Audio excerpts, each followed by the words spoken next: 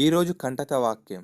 మనలను ప్రేమించుచు తన రక్తము వలన మన పాపముల నుండి మనలను విడిపించిన వానికి మహిమయు ప్రభావమును యుగయుగములు కలుగునుగాక.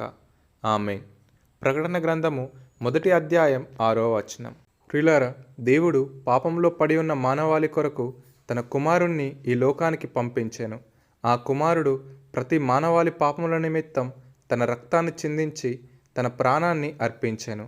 ఇదంతా కేవలం దేవుని ప్రేమ వలన మాత్రమే కలిగిందని మనం గ్రహించాలి. తన పోలికగా చేయబడిన మనం పాపంలో జీవిస్తూ నరకానికి వెళ్ళకూడదనే ఉద్దేశంతో దేవుడు పరిశుద్ధమైన రక్తాన్ని చిందించాను. ఇంత గొప్ప యాగం జరిగినను ప్రజలు ఇప్పటికీ ఇంకా పాపంలోనే ఉండుట ఎంతో ఆశ్చర్యం. ఇందుకు 2 కారణాలు కలవు. మొదటిది, మానవుడు నిజరక్షకుని తెలుసుకోకపోవడం. రెండవది, ఒకవేళ నిజరక్షకుని తెలుసుకున్నను ఇంకా లోకాశలకు లోబడి పాపంలోనే జీవించడం. దేవుడు తన రక్తాన్ని చిందించి మనలను రక్షించినప్పుడు మనం ఆ రక్షణను నిర్లక్ష్యం చేయకూడదు. ఈ రక్షణను గురించి పౌలు భక్తుడు ఈ విధముగా సెలవిస్తున్నాడు: ఏ భేదమును లేదు, అందరూ పాపము చేసి దేవుడు అనుగ్రహించు మహిమను పొందలేకపోవచ్చున్నారు.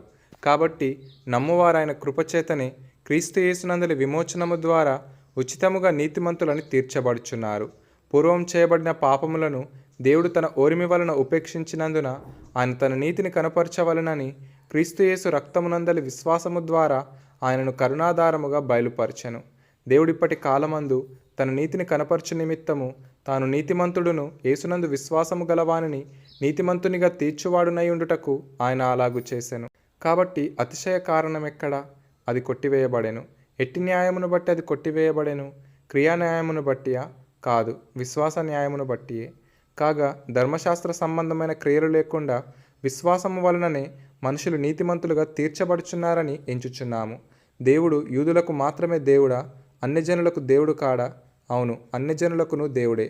దేవుడు ఒకడే గనుక ఆయన సున్నతి గల వారిని విశ్వాస మూలముగాను, సున్నతి లేని వారిని విశ్వాసము ద్వారాను నీతిమంతులనుగా తీర్చును. విశ్వాసము ద్వారా ధర్మశాస్త్రమును నిరర్థకము చేయుచున్నామా? అట్లనరాదు, ధర్మశాస్త్రమును స్థిరపరచుచున్నాము అని. ప్రియులారా, ఒకప్పుడు అబ్రహాం ద్వారా యూదులకు మాత్రమే రక్షణ ఉండేది. ఇప్పుడు క్రీస్తు ద్వారా సమస్త జనులకు రక్షణ దొరికింది. ఇది కేవలం దేవుడు మనలను ప్రేమించటం వలననే కలిగిందని మనమందరము తెలుసుకొని ఆ రక్షణ వలన మన ప్రతి పాపము నుండి విడిపింపబడుటకు ఆశగలవారమై జీవిద్దాం. ఈ వాక్యము దేవుడు మనలను ప్రేమించి మనలను రక్షించుచున్నాడని మనకు తెలియజేస్తుంది. గనుక ఈ రోజంతా ఈ వాక్యాన్ని ధ్యానిస్తూ పాపం లేని వారమై జీవిద్దాం.